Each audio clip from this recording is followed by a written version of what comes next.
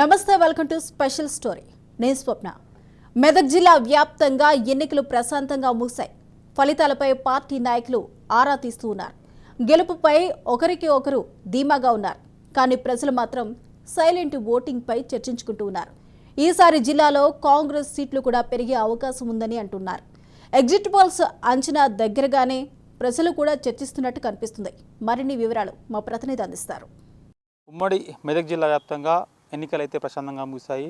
జిల్లాలో ముఖ్యంగా సంగారెడ్డి జిల్లాకు సంబంధించి 76.61%, తర్వాత మెదక్ జిల్లాకు సంబంధించి 86.69%, తర్వాత సిద్దిపేట జిల్లాకు సంబంధించి 79.84% పోలింగ్ అయింది. మొత్తానికి పోలింగ్ అయితే ప్రశాంతంగా ముగిసినప్పటికీ గ్రామాలలో మాత్రం ఒకటే గుసగుసలు వినిపిస్తూ ఉన్నాయి.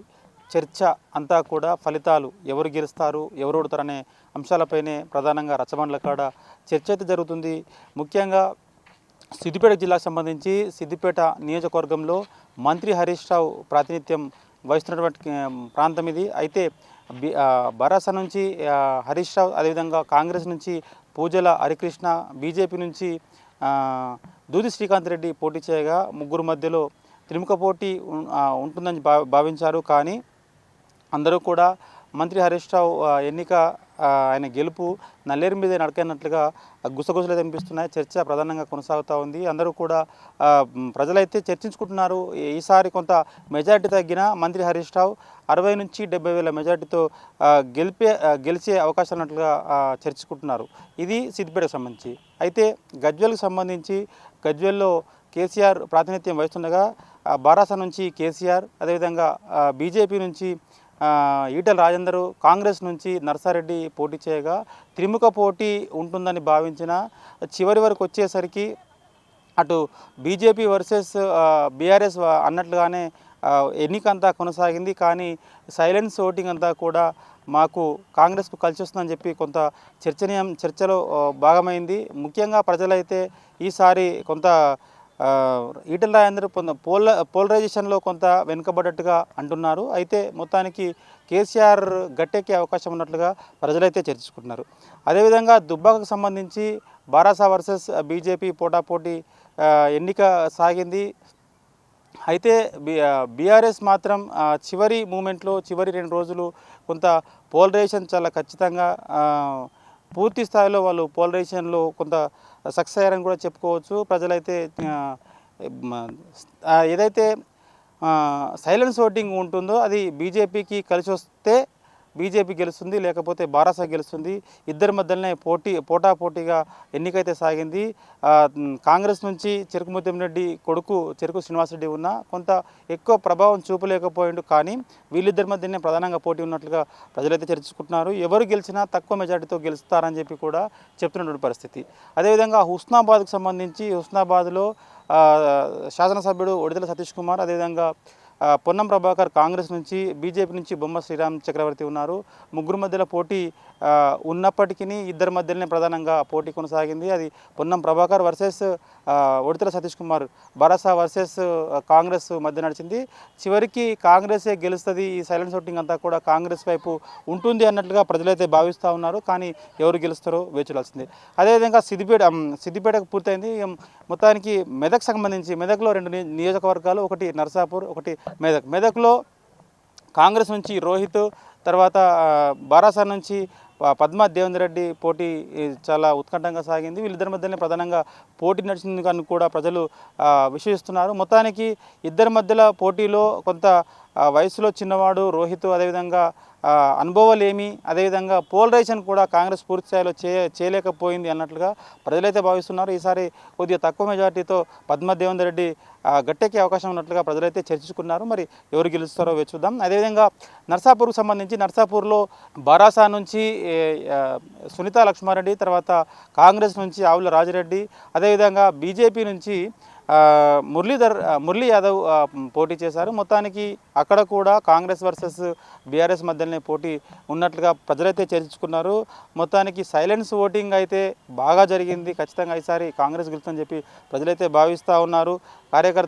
బారాసా కార్యకర్తలు అయితే ఈసారి ఖచ్చితంగా సునీతా లక్ష్మారెడ్డి గెలుస్తుందని చెప్పి వాళ్ళు అనుకుంటున్నారు. మొత్తానికి ఒకవేళ సైలెన్స్ ఓటింగ్ కనుక కలిసి వస్తే అక్కడ కాంగ్రెస్ గెలిచే అవకాశాలు ఉన్నట్లుగా ప్రజలైతే చర్చించుకున్నారు. మొత్తానికి ఇది అక్కడ పరిస్థితి. అయితే సంగారెడ్డికి సంబంధించి సంగారెడ్డిలో 5 నియోజకవర్గాలు. సంగారెడ్డి నియోజకవర్గానికి సంబంధించి జగ్గారెడ్డి, అదేవిధంగా బారాసా నుంచి చింత ప్రభాకర్ మాజీ ఎమ్మెల్యే ఉన్నారు. ఇద్దరి మధ్యలోనే పోటీ కొనసాగింది. అదేవిధంగా బీజేపీ నుంచి పులిమామిడి రాజు పోటీలో ఉన్నప్పటికీ బారాసా వర్సెస్ కాంగ్రెస్ నడిచింది. జగ్గారెడ్డి తక్కువ మెజారిటీతో గెలిచే అవకాశాలు ఉన్నట్లుగా అక్కడ ప్రజలైతే చర్చించుకుంటూ ఉన్నారు. ఫలితం ఎటువైపు ఉంటుందో కానీ చివరిగా ప్రజలైతే జగ్గారెడ్డి గెలుస్తారని చెప్పి అయితే గుసగుసలు అయితే ఆడుతున్నట్టుగా మనకు కనిపిస్తూ ఉంది. అదేవిధంగా పటాన్చెరుకు సంబంధించి పటాన్చెరులో గూడెం మైపాల్ రెడ్డి, బారాసా నుంచి కాంగ్రెస్ నుంచి కాట శ్రీనివాస్, అదేవిధంగా బీజేపీ నుంచి నందీశ్వర్ గౌడ్, అదేవిధంగా బీఎస్పీ నుంచి నీలం మధు పోటీ చేస్తారు. నలుగురు మధ్య పోటీ ఉన్నట్లుగా మొదటైతే కనిపించింది. తర్వాత బారాసా వర్సెస్ కాంగ్రెస్ నడిచింది. కాంగ్రెస్ కాట శ్రీనివాస్కు ఒకవేళ సైలెన్స్ ఓటింగ్ తర్వాత మైనార్టీల ఓట్లు కలిసి వస్తే అక్కడ కాంగ్రెస్ గెలిచే అవకాశం ఉన్నట్లుగా ప్రజలైతే చర్చించుకుంటూ ఉన్నారు. అదేవిధంగా జహీరాబాద్కు సంబంధించి జహీరాబాద్లో బారాసా వర్సెస్ కాంగ్రెస్ పోటాపోటీ నడిచింది. బీజేపీ కొంత ఎక్కువ ప్రభావాన్ని చూపలేకపోయింది. అక్కడ అయితే బారాసా నుంచి ఎమ్మెల్యే మాణిక్రావు పోటీ చేయగా కాంగ్రెస్ నుంచి మాజీ మంత్రి చంద్రశేఖర్ పోటీలో ఉన్నారు. ముఖ్యంగా అక్కడ అయితే మైనార్టీలంతా కూడా కాంగ్రెస్ వైపే నిలిచినట్లుగా మనకు కనిపిస్తూ ఉంది. అంటే ఆ విధంగా ప్రజలైతే చర్చించుకుంటూ ఉన్నారు. ఇక్కడ ఖచ్చితంగా కాంగ్రెస్ గెలుస్తుందని చెప్పి కూడా ప్రజలైతే చర్చిస్తూ ఉన్నారు. అదేవిధంగా నారాయణఖేడ్కి సంబంధించి నారాయణఖేడ్లో కూడా టీఆర్ఎస్ అంటే బీఆర్ఎస్ వర్సెస్ కాంగ్రెస్ మధ్య పోటీ తీవ్రంగా ఉన్నది. భారతీయ జనతా పార్టీ నుంచి జనవాడ సంగప్ప ఉన్నప్పటికీ ఇద్దరి మధ్యలోనే పోటీ ప్రధానంగా నడిచింది. మొత్తానికి అక్కడ కూడా కాంగ్రెస్ సైలెన్స్ ఓటింగ్ ద్వారా కాంగ్రెస్ గెలిచే అవకాశం ఉన్నట్లుగా ప్రజలైతే చర్చించుకుంటూ ఉన్నారు.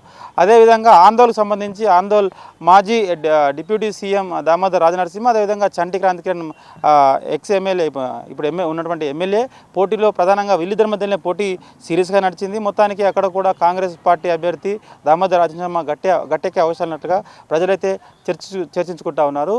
ఇది అక్కడ పరిస్థితి. మొత్తానికి ఈ 11 నియోజకవర్గాలకు సంబంధించి ఫలితాలు అయితే ఈ విధంగా రాబోతాయని చెప్పి అయితే ప్రజలైతే చెప్తా ఉన్నారు.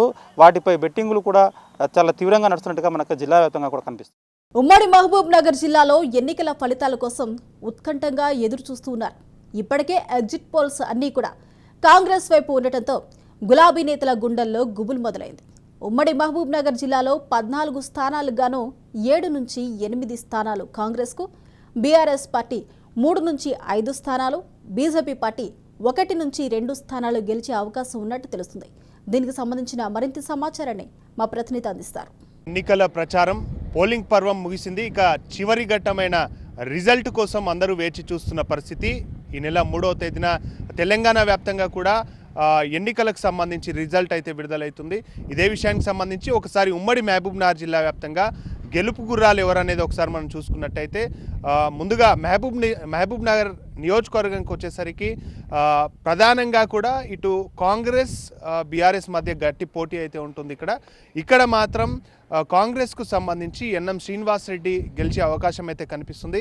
ఇక జడ్చర్ల నియోజకవర్గానికి వచ్చేసరికి ఇక్కడ బీఆర్ఎస్ పార్టీ కాంగ్రెస్ పార్టీ మధ్య గట్టి పోటీ అయితే ఉంటుంది. ప్రధానంగా ఇటు కాంగ్రెస్ పార్టీకి సంబంధించి అనిరుద్ధ్ రెడ్డి అభ్యర్థిగా ఉన్నారు, ఇటు బీఆర్ఎస్ పార్టీకి సంబంధించి లక్ష్మారెడ్డి అయితే ఉన్నారు. వీళ్ళిద్దరి మధ్య గట్టి పోటీ ఉండబోతుంది. కాకపోతే ఇక్కడ జడ్చర్ల నియోజకవర్గం నుంచి లక్ష్మారెడ్డి గెలిచే అవకాశం అయితే ఎక్కువగా కనిపిస్తుంది.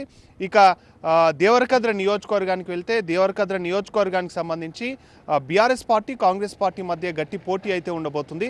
ఇటు బీఆర్ఎస్ పార్టీకి సంబంధించి ఆల వెంకటేశ్వర రెడ్డి, కాంగ్రెస్ పార్టీకి సంబంధించి జి మధుసూదన్ రెడ్డి అయితే బరిలో ఉన్నారు.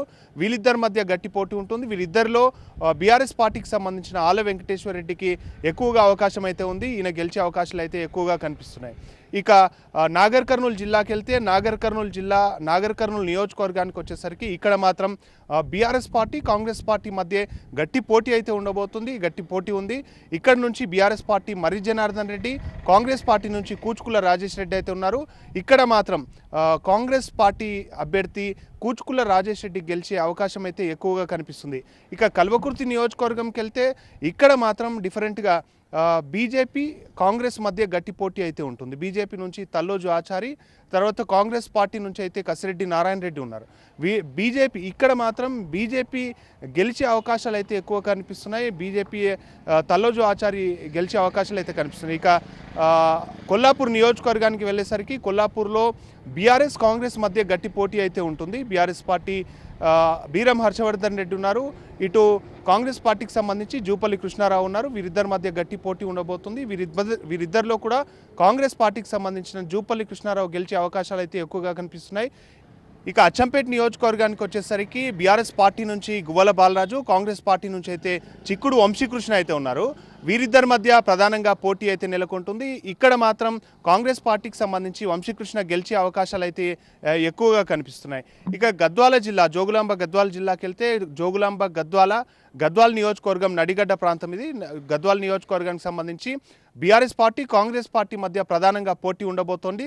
ఇక్కడ మాత్రం బీఆర్ఎస్ పార్టీకి సంబంధించిన బండ్ల కృష్ణమోహన్ రెడ్డి, కాంగ్రెస్ పార్టీకి సంబంధించి సరిత, వీరిద్దరిలో కూడా చాలా టఫ్ కాంపిటీషన్ అయితే ఉంటుంది. ప్రస్తుతానికైతే చాలా తక్కువ స్వల్పంగా కూడా బీఆర్ఎస్ గెలిచే అవకాశం ఉన్నట్టు కూడా కనిపిస్తుంది ఇక్కడ. కాకపోతే ఇక్కడ మాత్రం టఫ్ కాంపిటీషన్ అయితే ఉంటుంది. ఇక అలంపూర్ నియోజకవర్గానికి వెళ్ళేసరికి అలంపూర్లో బీఆర్ఎస్ పార్టీ కాంగ్రెస్ పార్టీ మధ్య గట్టి పోటీ అయితే ఉంటుంది. బీఆర్ఎస్ పార్టీ నుంచి విజయుడు పోటీ చేస్తున్నారు, కాంగ్రెస్ పార్టీ నుంచి అయితే సంపత్ పోటీ చేస్తున్నారు. ఇక్కడ మాత్రం అలంపూర్ నియోజకవర్గంలో కాంగ్రెస్ పార్టీ అభ్యర్థి సంపత్ గెలిచే అవకాశాలు ఉన్నాయి. దాదాపుగా కూడా ఎక్కువ శాతం సంపత్కే మెజారిటీ వచ్చే అవకాశం అవుతుంది. ఇక్కడ కాంగ్రెస్ పార్టీ గెలుస్తుంది. ఇక నారాయణపేట జిల్లాకు వచ్చేసరికి నారాయణపేట జిల్లాలో బీఆర్ఎస్ పార్టీ నారాయణపేట నియోజకవర్గంలో బీఆర్ఎస్ పార్టీ కాంగ్రెస్ పార్టీ మధ్య గట్టి పోటీ అయితే ఉండబోతుంది. నారాయణపేటకు సంబంధించి బీఆర్ఎస్ పార్టీ అభ్యర్థి రాజేందర్ రెడ్డి, ఇటు కాంగ్రెస్ పార్టీ అభ్యర్థి పర్ణికారెడ్డి మధ్య గట్టి పోటీ ఉంటుంది. వీరిద్దరి మధ్యలో కూడా ఎక్కువ శాతంగా కాంగ్రెస్ పార్టీ గెలిచే అవకాశం అయితే ఇక్కడ ఎక్కువగా కనిపిస్తుంది. ఇక మక్తల్ నియోజకవర్గానికి వచ్చేసరికి మక్తల్ నియోజకవర్గంలో ఇక్కడ కూడా కొద్దిగా డిఫరెంట్ యాంగిల్ అయితే కనిపిస్తుంది. ఇక్కడ మాత్రం బీజేపీ కాంగ్రెస్ మధ్య గట్టి పోటీ అయితే ఉండబోతుంది. బీజేపీకి సంబంధించి జలేందర్ రెడ్డి, కాంగ్రెస్ పార్టీకి సంబంధించి వాకిటి శ్రీహరి అయితే బరిలో ఉన్నారు. ఇక్కడ నుంచి ఇద్దరి మధ్య టఫ్ కాంపిటీషన్ ఉంది. ఇద్దరి మధ్యలో భాగంగా కాస్త జలేందర్ రెడ్డికి అయితే ఇక్కడ పాజిటివ్గా ఉంది. జలేందర్ రెడ్డి కొద్ది మెజారిటీతో గెలిచే అవకాశం అయితే కనిపిస్తుంది. తర్వాత కొడంగల్ నియోజకవర్గానికి వచ్చేసరికి కొడంగల్లో బీఆర్ఎస్ కాంగ్రెస్ మధ్య గట్టి పోటీ అయితే ఉంటుంది. కాంగ్రెస్కు సంబంధించి ఇక్కడ టీపీసీసీ అధ్యక్షుడు రేవంత్ రెడ్డి బరిలో ఉన్నారు. బీఆర్ఎస్ నుంచి పట్నం నరేందర్ రెడ్డి అయితే ఉన్నారు. ఇక్కడ మాత్రం కాంగ్రెస్ గెలిచే అవకాశాలు అయితే ఎక్కువగా కనిపిస్తున్నాయి. ఇక్కడ కాంగ్రెస్కి ఎక్కువ మెజారిటీ కనిపిస్తున్న పరిస్థితి అయితే కనిపిస్తుంది. ఓవరాల్గా కూడా ఇటు వనపర్తి నియోజకవర్గానికి వచ్చేసరికి ఇక్కడైతే సింగిరెడ్డి నిరంజన్ రెడ్డి బీఆర్ఎస్ పార్టీ నుంచి, కాంగ్రెస్ పార్టీ నుంచి అయితే తుడి మేఘారెడ్డి అయితే పోటీ చేస్తున్నారు. ఇక్కడ నుంచి బీఆర్ఎస్ పార్టీ గెలిచే అవకాశం అయితే ఎక్కువగా కనిపిస్తుంది. కాకపోతే ఇద్దరి మధ్య కూడా టఫ్ కాంపిటీషన్ అయితే కనిపిస్తుంది. ఎవరు గెలిచినా కూడా స్వల్ప మెజార్టీతోనే గెలుస్తారు. మొత్తానికైతే ఉమ్మడి మహబూబ్నగర్ జిల్లా వ్యాప్తంగా కూడా ఇటు షాద్నగర్కి వస్తే బీఆర్ఎస్ కాంగ్రెస్ మధ్య అయితే బీఆర్ఎస్ పార్టీకి సంబంధించి అంజయ్య, కాంగ్రెస్ పార్టీకి సంబంధించి అయితే వీరవల్లి శంకర్, వీరిద్దరి మధ్య గట్టి పోటీ అయితే ఉంటుంది. ఇక్కడ నుంచి మాత్రం కాంగ్రెస్ పార్టీ గెలిచే అవకాశాలు అయితే ఎక్కువ కనిపిస్తున్నాయి. మొత్తం పైన ఉమ్మడి మహబూబ్నగర్ జిల్లా వ్యాప్తంగా కూడా చూసుకున్నట్లయితే మనకు ఉమ్మడి మహబూబ్నగర్ జిల్లా వ్యాప్తంగా 14 నియోజకవర్గాలకు సంబంధించి కూడా అధిక స్థానాలు అయితే కాంగ్రెస్ గెలవబోతుంది. తర్వాత 7 నుంచి 8 స్థానాలు కాంగ్రెస్, 3 నుంచి 5 బీఆర్ఎస్ పార్టీ అయితే గెలుచుకోబోతుంది. తర్వాత 1 నుంచి 3 స్థానాల్లో అయితే ఇటు బీజేపీ అయితే గెలిచే అవకాశాలు అయితే కనిపిస్తున్నాయి. మొత్తంగా ఉమ్మడి మహబూబ్నగర్ జిల్లా వ్యాప్తంగా వస్తుంది. ఈ నెల 3 తారీఖు అయితే రిజల్ట్ వస్తుంది. ఇదంతా కూడా రాజ్నూస్ సర్వేలో తేలిన వివరాల ప్రకారం ఇదంతా సర్వే చేసిన ప్రకారం కూడా చెప్తున్న పరిస్థితి అయితే కనిపిస్తుంది. మొత్తానికి వేచి చూడాలి. మూడో తారీఖు వరకు కూడా వేచి చూడాల్సిన పరిస్థితి. ఈ గెలుపు గుర్రాలు ఎవరెవరు గెలుస్తారు ఏంటనేది కూడా 3వ తారీఖు చూడాల్సిన పరిస్థితి కనిపిస్తుంది. కెమెరా పర్సన్ నర్సింగ్తో సాగర్, మహబూబ్ నగర్ నుండి. ఇక ఉమ్మడి ఆదిలాబాద్ జిల్లాలో రాజకీయాలు రసవత్తరంగా మారాయి. గత ఎన్నికల్లో 10 నియోజకవర్గాలకు గాను 9 స్థానాలు అధికార పార్టీ గెలుచుకుంది. ఆసిఫాబాద్లో గెలిచిన సక్కు గులాబీ గూటికి చేరుకున్నారు. ఈసారి మాత్రం బీఆర్ఎస్ పార్టీకి వ్యతిరేకంగా గళాలు వినిపిస్తున్నాయి. మరిన్ని వివరాలు మా ప్రతినిధి అందిస్తారు. ఉమ్మడి ఆదిలాబాద్ జిల్లాలో జరిగినటువంటి సార్వత్రిక ఎన్నికల్లో కూడా అభ్యర్థుల మధ్య తీవ్ర పోటీ నెలకొన్నది. నువ్వా నేనా అనే విధంగా కూడా పోటీ నెలకొనేటువంటి పరిస్థితి ఉన్నది. ముఖ్యంగా ఉమ్మడి ఆదిలాబాద్ జిల్లాకు సంబంధించి కూడా కొన్ని నియోజకవర్గాల్లో దిముక పోటీ ఉంటే మరికొన్ని నియోజకవర్గాల్లో త్రిముఖ పోటీ నెలకొనేటువంటి పరిస్థితి ఉన్నది. ఇక అభ్యర్థులు అసలు ఏ అభ్యర్థి విజయం సాధిస్తున్నది కూడా సస్పెన్షన్గా మారినటువంటి పరిస్థితి. ఇక ఉమ్మడి ఆదిలాబాద్ జిల్లాకు సంబంధించి ఆదిలాబాద్ జిల్లా, నిర్మల్ జిల్లా, ఆసిఫాబాద్ జిల్లాతో పాటు మంచిర్యాల జిల్లాలో కూడా ప్రధాన పార్టీల మధ్య కూడా తీవ్ర పోటీ నెలకొన్నది. దీనికి సంబంధించి కూడా ఆదిలాబాద్ జిల్లాలో కూడా త్రిముఖ పోటీ నిలబడ్డది. అక్కడ కాంగ్రెస్ పార్టీ నుంచి కూడా కంది శ్రీనివాసరెడ్డి, బీజేపీ నుంచి పాయల్ శంకర్, అదేవిధంగా కూడా బీఆర్ఎస్ నుంచి కూడా సిట్టింగ్ ఎమ్మెల్యే మాజీ మంత్రి జోగురామన్న కూడా బరిలో జోగురామన్న ఉన్నారు. అయితే ఈ ముగ్గురు మధ్య కూడా తీవ్ర పోటీ నెలకొన్నది. అక్కడ ప్రధానంగా కూడా గతంలో పనిచేసినటువంటి మంత్రిగా పనిచేసినటువంటి మాజీ మంత్రి జోగురామన్నపై కూడా కొంత అనేక అవినీతి ఆరోపణలు ఉన్న నేపథ్యంలో కూడా అక్కడ ప్రధానంగా ఏదైతే బీఆర్ఎస్ పార్టీ అదేవిధంగా కూడా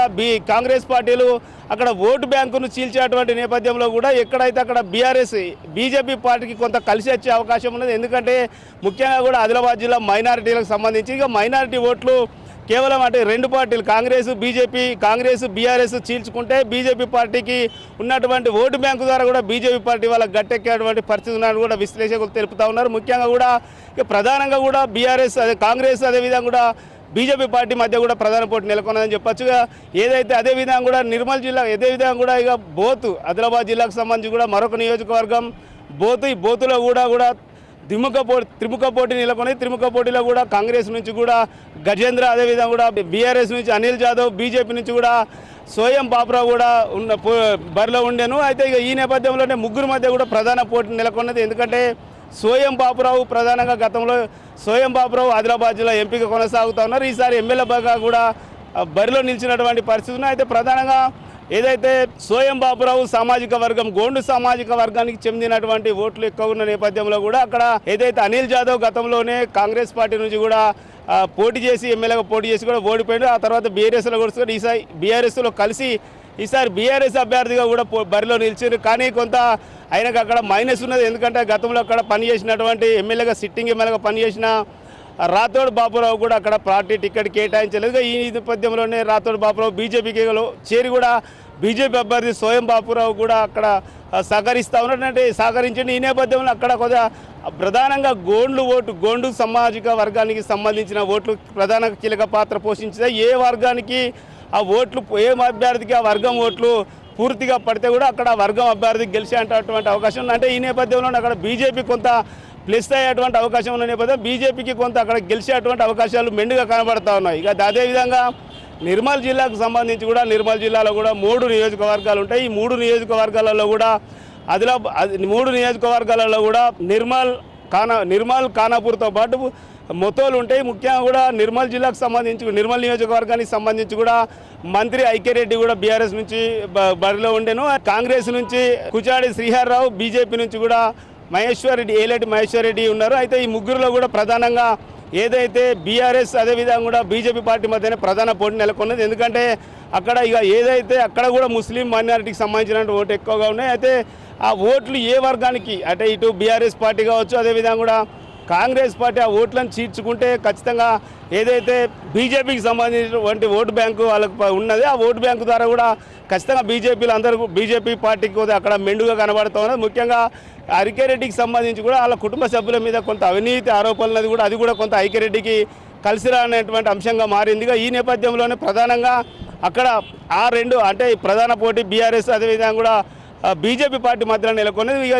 అంటే బీజేపీ పార్టీ గెలవడానికి కొంత అక్కడ అవకాశాలు ఉన్నట్టు కూడా తెలుస్తున్నటువంటి పరిస్థితి. అదేవిధంగా కూడా ఖానాపూర్కు సంబంధించి కూడా ఖానాపూర్లో కూడా బీజేపీ నుంచి రాథోడ్ రమేష్, కాంగ్రెస్ నుంచి వెడుమ బొజ్జు పటేల్, బీఆర్ఎస్ నుంచి జాన్సన్ నాయకులో పోటీలో ఉన్నాను. ఆ పోటీలో కూడా ప్రధానంగా బీజేపీ బీఆర్ఎస్ కాంగ్రెస్ మధ్యనే నెలకొన్నటువంటి పరిస్థితి ఉన్నది. అయితే అక్కడ ప్రధానంగా సిట్టింగ్ ఎమ్మెల్యేగా ఉన్నటువంటి రేఖా నాయక్ కూడా బీఆర్ఎస్ అధిష్టానం టికెట్ కేటాయించారు. ఈ నేపథ్యంలోనే రేఖా నాయక్ కాంగ్రెస్ పార్టీలో జాయిన్ అయ్యి కూడా అక్కడ కాంగ్రెస్ అభ్యర్థి వెల్మ బొజ్జు పటేల్ కూడా సహకరించుగా ఉన్నది. వెల్మ బొజ్జు పటేల్ తరఫున కూడా ప్రచారంలో తిరిగింది. సిట్టింగ్ ఎమ్మెల్యే బీఆర్ఎస్ అభ్యర్థి దుర్గం చిన్నపై కూడా అనేక అవినీతి ఆరోపణలతో పాటు మహిళలపై లైంగిక వేధింపులు ఉన్నాయటువంటి అనేక ఆరోపణల నేపథ్యంలో కూడా ఆయన కొంత ఇది కలిసిరాని అంశంగా మారింది. ఎందుకంటే అక్కడ గతంలోని అనేక ఆరోపణల నేపథ్యంలో మహిళలు కూడా ఆయన మీద కొంత ఆందోళన చేసినటువంటి సిస్టమ్ కూడా అక్కడ ఉండేను. దాని నేపథ్యంలోనే బీఆర్ఎస్ పార్టీ అభ్యర్థికి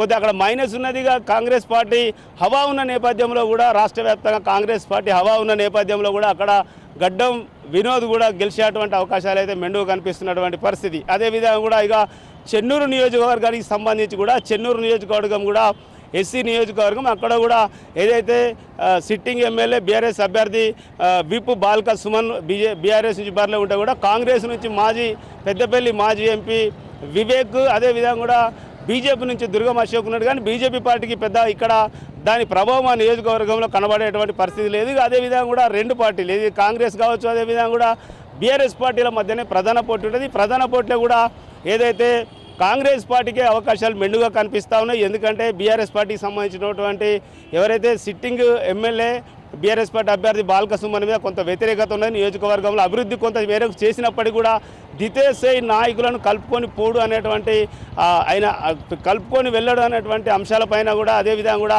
చాలామంది క్యాడర్ కూడా ఆయన వ్యతిరేకతను ఆయన ఏదైతే ఆయన పొగడు అంటే ఆయన విధానాలు నచ్చా కూడా ఇవాళ చాలామంది కూడా కాంగ్రెస్ పార్టీలో జాయిన్ అయిన నేపథ్యంలోనిగా ముఖ్యంగా కూడా సింగరే నోట్లు అక్కడ కీలకంగా మారే పరిస్థితి ఉంది. ఆ సింగరే నోట్లు కూడా దాదాపు టీజీబీ కేసు ఎవరైతే తెలంగాణ బొగ్గుగన కార్మిక సంఘం అంటే బీఆర్ఎస్ పార్టీ అనుబంధ సంఘంగా సింగరేణిలో పనిచేస్తూ గుర్తింపు సంఘంగా సింగరేణి ఉన్నటువంటి టీజీబీ కేసు పార్టీ నాయకులు కూడా కొంత కార్మికుల విషయంలో కార్మికుల సమస్యలను పరిష్కరించలేదు అనేటువంటి ఆరోపణలు. ఇక ఈ నేపథ్యంలోనే అక్కడ సింగరేణి కార్మిక కుటుంబాల ఓట్లు కీలకమైన నేపథ్యంలో ఓట్లు కూడా ఖచ్చితంగా బీఆర్ఎస్ మీద అభ్యర్థి మీద కావచ్చు, బీఆర్ఎస్ పార్టీ ఉన్న వ్యతిరేకతతో ఆ ఓట్లన్నీ కూడా కాంగ్రెస్ వైపు మళ్ళీ అటువంటి అవకాశం ఉంది. ఆ ఓట్లు ఇట్లా కాంగ్రెస్ వైపు మళ్ళీతే కూడా ఖచ్చితంగా అక్కడ దిగుగా ఏదైతే కాంగ్రెస్ అభ్యర్థి వివేక్ కూడా గెలిచడానికి కూడా అవకాశాలు కనిపిస్తున్నటువంటి పరిస్థితి నెలకొంది. ఇక అదేవిధంగా కూడా మంచిర్యాలకు సంబంధించి కూడా మంచిర్యాలలో కూడా త్రిముఖ పోటీ నెలకొన్నది. ఈ మంచిర్యాల నియోజకవర్గంలో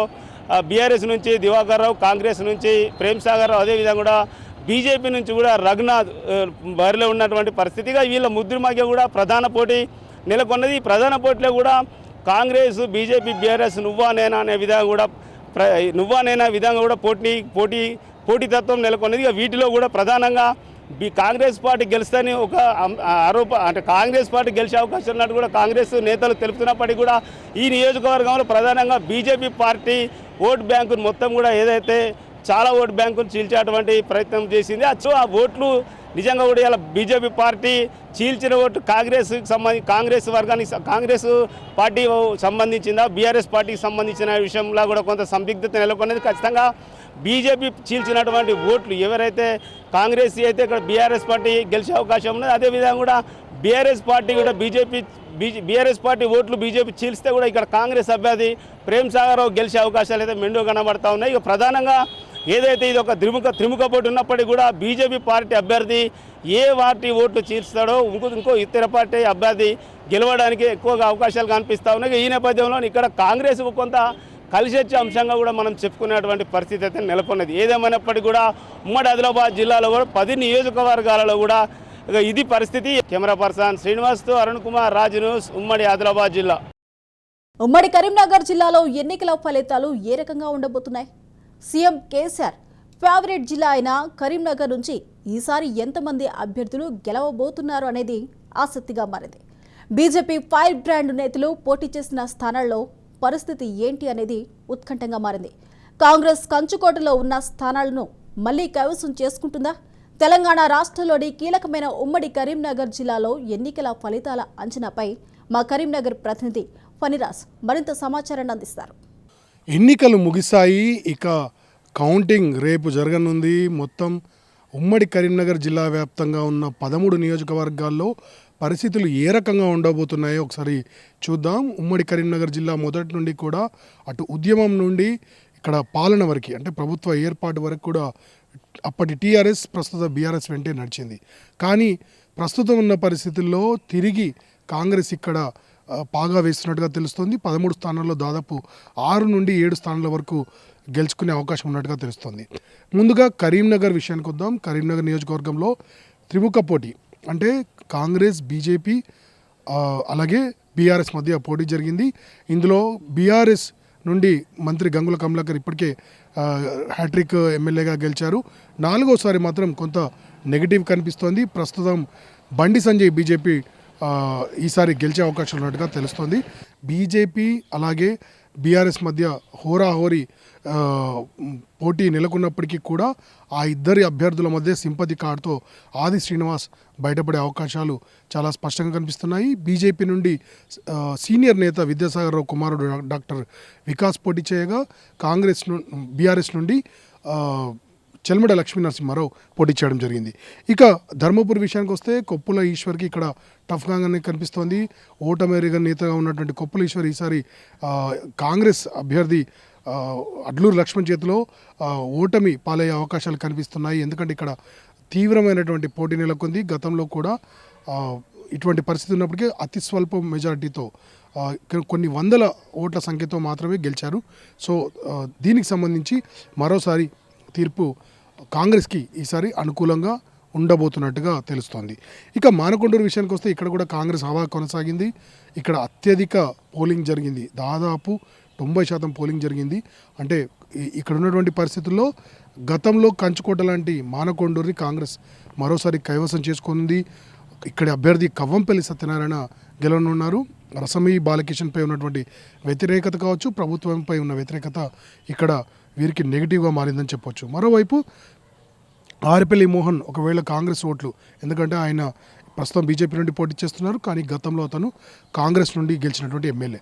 సో ముగ్గురులో కనుక గమనిస్తే ఓవరాల్గా మాత్రం హుజురాబాద్ నియోజకవర్గాన్ని మరోసారి ఈటల రాజేందర్ గెలుచుకునే అవకాశాలు కనిపిస్తున్నాయి. కానీ చివరి స్టేజ్లో జరిగినటువంటి ఓటింగ్ ఏదుందో అది ఒకవేళ కాంగ్రెస్కి అనుకూలిస్తే మాత్రం కాంగ్రెస్ అభ్యర్థి ఉడతల ప్రణవ్ బయటపడే అవకాశం స్పష్టంగా కనిపిస్తోంది.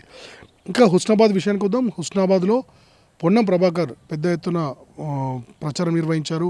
ప్రజల నుండి కూడా భారీ స్పందన వచ్చింది. అక్కడ ఉన్నటువంటి కొన్ని ఫ్యాక్టర్స్, గౌరవెల్లి ప్రాజెక్ట్ కావచ్చు, ఇటువంటి అంశాల్లో ప్రభుత్వ వ్యతిరేకత ఏదైతే ఉందో అది బీఆర్ఎస్ అభ్యర్థి ఉడతల సతీష్ కుమార్కి నెగిటివ్గా మారే అవకాశం ఉంది.